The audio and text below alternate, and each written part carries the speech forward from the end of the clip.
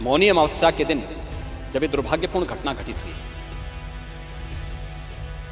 तो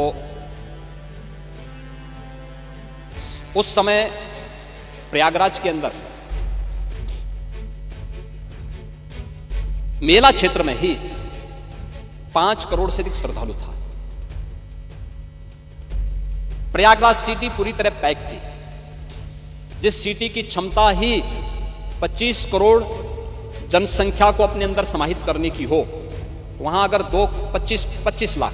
25 लाख की जनसंख्या को अपने अंदर समाहित करने की हो, अगर वहां 2 करोड़ लोग आएंगे तो थोड़ा सुविधा तो होगी। और ये 2 करोड़ लोग प्रयागराज सिटी और उसके अगल बगल के क्षेत्र में थे। सरकार ने 24 घंटे पहले से इस प्रकार की व्यवस्था भी दी थी। एक दिन पहले ही जौनपुर, मिर्जापुर, भदोई, चित्रकूट, महोबा, फतेहपुर, कौशाम्बी, प्रतापगढ़, इन सभी जनपदों में होल्डिंग एरिया बना करके वहां पे पार्किंग स्पेस दे करके श्रद्धालु जनों को रोका था। और महोदय, लगभग 2 लाख बसेज वहां पे रोकी गई थी। यानी लगभग 2 करोड़ श्रद्धालुओं को हम लोगों ने इन क्षेत्रों में पहले दिन ही रोका हुआ था।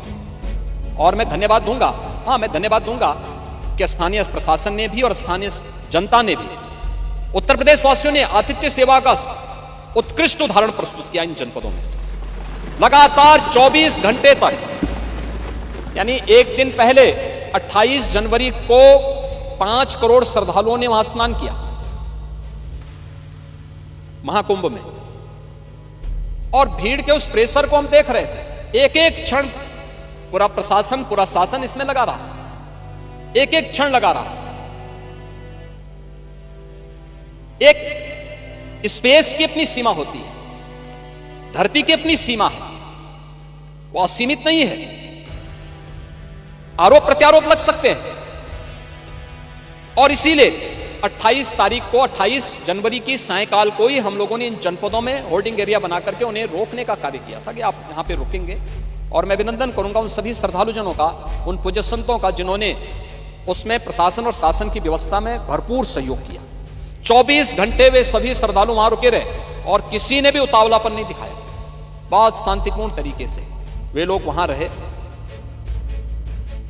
29 की रात्रि में दुर्भाग्यपूर्ण घटना घटित होती है और 1:10 से लेकर 1:30 बजे के बीच में घटना घटित होती है, जब संगम नोच के पास अचानक अत्यधिक प्रेशर होने के बाद बैरिकेड्स टूटती हैं और बहुत सारे श्रद्धालु उस एरिया में आते हैं जहां पे एक प्रकार का होल्डिंग एरिया जो था वहां घुस जाते हैं। वहां पहले से बैठे हुए श्रद्धालुओं के ऊपर वे अचानक गिरते हैं और उसके बाद तब ये दुर्भाग्यपूर्ण घटना फिर वहां घटना घटित होती है, जिसमें 30 श्रद्धालु, जिसमें 66 श्रद्धालु उसकी चपेट में आए थे, जिन्हें तत्काल हॉस्पिटल पहुंचाया गया, जिसमें से 30 श्रद्धालु की मौत हुई। 36 श्रद्धालु, जिनमें 36 श्रद्धालु वहां पे स्थानीय मेडिकल कॉलेज में भर्ती किए गए।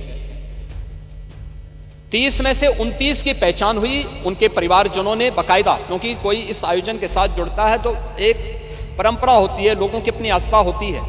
वो लोग ये मानते हैं, वो कहते हैं साहब पोस्टमार्टम मत करिए, घटना घटित हो गई है, हमारे साथ केवल एक हम पंचनामा बनाना चाहते हैं। उनकी रजामंदी की और ये जो भी कार्य हुआ है ये मजिस्ट्रेट के सामने, पुलिस के सामने, प्रशासन के सामने, परिवारजनों के सामने उनकी बॉडी को वे लोग लेके गए। एक की पहचान नहीं हो पाई, उनका डीएनए प्रिजर्व किया गया, उनका अंतिम संस्कार लोकल स्तर पर प्रशासन ने किया। 36 श्रद्धालु में से 35 को उनके परिजन लेके चले गए। एक श्रद्धालु अभी वहां पे उपचाराधीन है और स्थानीय मेडिकल कॉलेज में उनका उपचार चल रहा है।